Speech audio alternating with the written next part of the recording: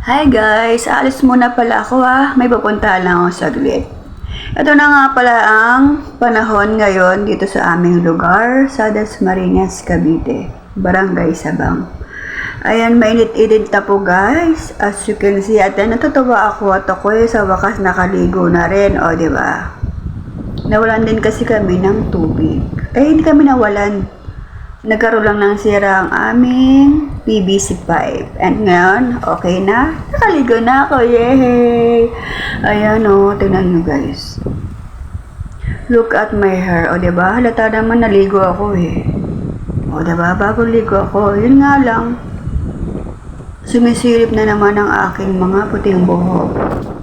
Ayan na naman sila. Naglalabasan na naman ang aking mga puting buhok. Hindi na naman sila mapigilan. Paano ba yan? Matatawag na naman ako nitong lola, nanay. At least gumagalan sila sa akin, di ba? Kaya lang Oh. Ay, bahala na nga yan. Ayan, di ba? Ang ganda-ganda na ng panahon. Dito na lang ako dadaan sa may bandang shortcut, sa may phase 2. Sa tingin ko kasi mas mabilis dyan ang aking paglabas. Ayan, buti pa sila, marami silang tanim na gulay.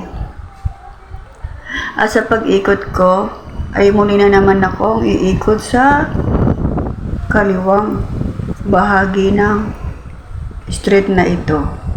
Nakalimutan ko kung anong street to basta sa phase 2 yan. Tapos, ang paglabas mo dyan sa street na yan ay CapCut.